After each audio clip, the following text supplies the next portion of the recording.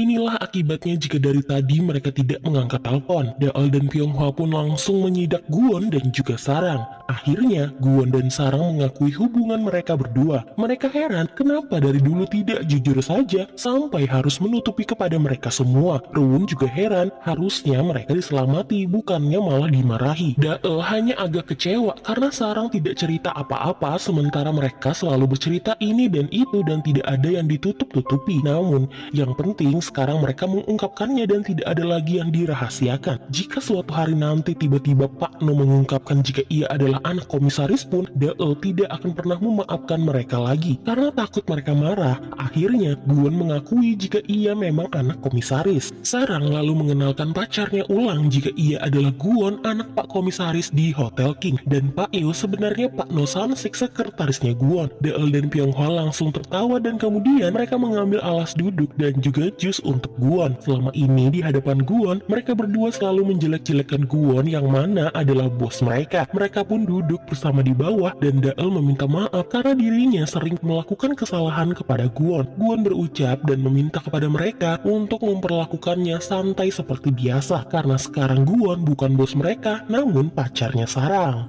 네, 사랑이 남친님. Akhirnya Hotel King menjadi hotel Korea pertama yang memenangkan World Best Talent melampaui hotel global. Banyak artikel yang memberitakan tentang itu. Menurut Sansik, jika semuanya lancar maka Guwon bisa menjadi direktur utama. Guwon tinggal menguasai anak-anak perusahaan yang lain. Sementara anak buah Hwaran kagum dengan kinerja Guwon. Mereka tidak menyangka Guwon bisa mensukseskan perayaan tersebut dan membawa hotel menjadi nomor 1. Dan jajaran direksi merasa lebih puas akan hal itu. Hwaran menganggap acara yang dibuat oleh Guwon hanyalah sandiwara emosional yang tidak menghasilkan uang dan tidak menangani krisis manajemen seluruh anak perusahaan. 여러분들까지 못 믿게 하지 마세요. Saat rapat, ayahnya Guwon memuji putranya yang mengadakan perayaan tidak seperti tahun-tahun sebelumnya dan kali ini sukses besar. Namun menurut anak buah Hwaran, acara mungkin sukses tapi tidak dengan laba perusahaan yang masih berjalan di tempat. Dan menurut Hwaran, mereka harus memulai sistem manajemen darurat karena setidaknya harus ada satu orang yang masih waras memikirkan perusahaan ini. Namun tidak dengan Guwon. Darurat manajemen itu hanya sandiwara tim dari Hwaran saja. Itu adalah modus perusahaan untuk menimbun uang dengan memangkas anggaran para karyawan. Bagaimana bisa tim dari Hwaran ingin menjadi grup king mendunia, tapi solusi yang diberikan malah memeras keringat pegawai mereka. Jadi, menurut ayahnya Guwon, Hwaran memberikan solusi menyelamatkan perusahaan dengan memangkas anggaran, sementara Guwon tanpa memangkas anggaran. Untuk itu, ayahnya ingin mereka berdua segera memberikan laporan bagaimana anak-anaknya ingin membentuk grup king ini. 본격적으로 전쟁이 시작됐는데 만들고 뭐 천만 되고 다 오라 그래 뭐 끄떡 없어. Lalu di sisi lain, ketua tim Pyonghwa, So-hyun akan segera pindah ke kantor pusat dan tim yang dipegangnya sekarang akan dipegang oleh Mina. Ia lalu berpamitan kepada mereka semua dan beranjak pergi dari sana. Pyonghwa heran, kenapa ketua timnya tidak mau minta maaf kepadanya. Sejak awal, ketua timnya itu tidak berniat untuk mempromosikannya, apalagi sudah memanfaatkannya. So-hyun kemudian berkata, sudah kewajiban pramugari untuk meningkatkan penjualan dan menurutnya seharusnya Pyonghwa sadar diri karena orang seperti Pyonghwa sulit mendapatkan promosi. Sebenarnya, Pyonghwa adalah janda, makanya ia tidak mungkin bisa naik jabatan. Padahal sebenarnya mantan kekasih Pyonghwa lah yang menjebak Pyonghwa masuk ke dalam situasi ini. Setelah putus, diam-diam mantannya pernah mendaftarkan pernikahan dan akhirnya tercatat di dalam catatan sipil. Ia tidak bisa melakukan pembatalan nikah dan solusi satu-satunya hanyalah perceraian. 결혼도 안 했는데 이혼이 말이 돼요? 나 어떡해?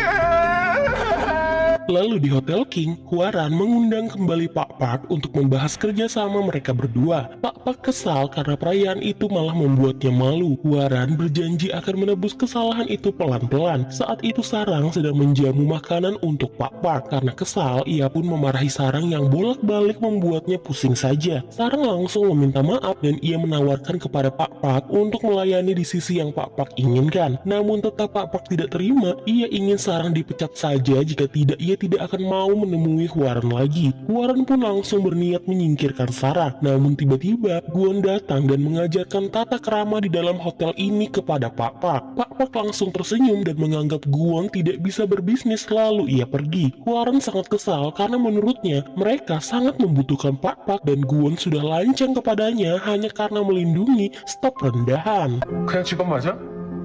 그 이상 아니고? Sarang lalu meminta maaf kepada staf yang lain karena telah membuat kekacauan. Mereka memakluminya karena menurut mereka Pak Park memang sering bertindak seenaknya. Dia adalah orang yang suka meremehkan orang lain. Daripada memikirkan hal itu, lebih baik mereka pergi minum-minum saja. Tentu saja kali ini mereka mengundang Sarang. Jujur dari awal mereka tidak menyukai Sarang. Mereka susah payah untuk bisa naik ke Hotel King sementara Sarang hanya ditunjuk oleh Pak Komisaris. Tapi karena Sarang sudah membuktikan dirinya memang layak berada bersama mereka dan tidak mengecewakan mereka, akhirnya mereka semua bisa menerima Sarang. 우리 다 같이 짠할까?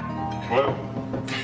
Malam itu, hujan turun begitu deras dan saat acara sudah selesai, Gwon menjemput Sarang. Di perjalanan, baju Gwon jadi basah karena tiba-tiba ada mobil yang melintas. Hal tersebut membuat Sarang membawa Gwon ke rumahnya untuk mengeringkan diri. Saat Gwon mau ganti baju, Sarang terkejut karena ia baru saja menonton film yang seram. Akhirnya, Gwon keluar tanpa menyelesaikan kancing bajunya dan akibatnya Sarang pun jadi malu-malu kucing melihat Gwon tidak memakai baju dan memperlihatkan bentuk badannya. Bagaikan kucing melihat mangsanya, Sarang yang sedang malu terlihat begitu menggemaskan sehingga Gwon ingin langsung memangsanya.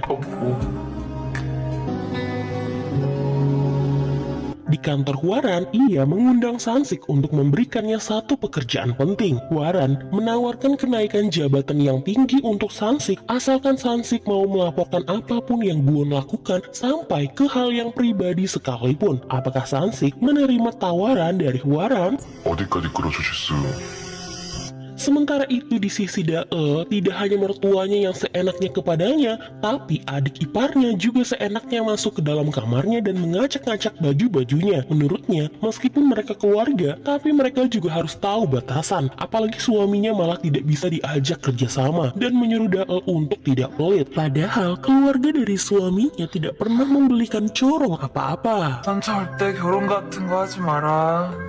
Akhirnya, Sarang bertemu dengan ibu Kim Okja si penyelia kamar dan berbincang dengannya. Sarang lalu bertanya apa ibu Okja mengenal seorang wanita yang bekerja di hotel ini dan ia bernama Han Misu. Tentu saja ibu Okja mengenalnya karena Han Misu adalah sahabatnya. Sarang lalu janjian bertemu dengan Gwon. Ia lalu mengajaknya ke pantai untuk mengenang ibunya Sarang. Dan di sana Sarang memberikan Gwon sebuah foto yang mana itu adalah foto ibunya Gwon yang diberikan oleh ibu Okja. Sarang berharap Gwon mau menemui ibunya agar ia tidak menyesalinya. 서울 가면 꼭 만나서 얘기 들어봐.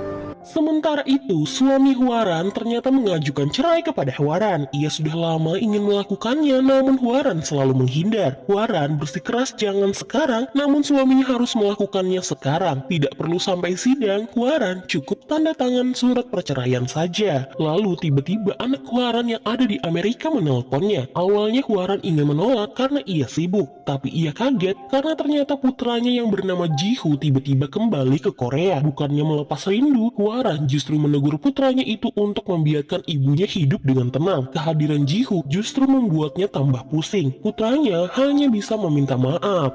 미안한 거 알면 돌아가.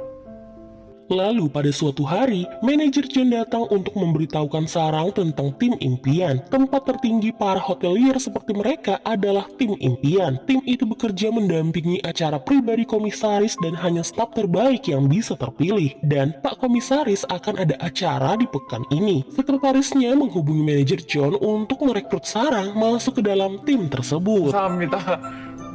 아직 뭔지는 Singkat cerita, tim impian pun berangkat ke rumah komisaris yang juga rumahnya Gwon. Sama seperti peraturan tim lainnya, staf harus menjaga martabat hotel dan juga komisaris. Lalu, Sarang memilih baju seragamnya yang terkesan malah mirip asisten rumah tangga. Sebelum bekerja, mereka harus briefing terlebih dahulu. Perlu diketahui, tim impian tidak pernah berbuat kesalahan, begitu pula hari ini. Kemudian, mereka menyajikan makanan di meja ayahnya Gwon dan tamunya yang tak lain adalah pemilik hotel Royal Perch dan putrinya Yuri. Di sana ternyata juga ada Gwon. Gwon terkejut melihat Sarang ada bekerja di rumahnya, dan pertemuan itu ternyata membahas tanggal pernikahan Yuri dan Gwon. Sarang langsung terkejut dan ia menjatuhkan piring tepat di hadapan Gwon dan juga tamu-tamu itu.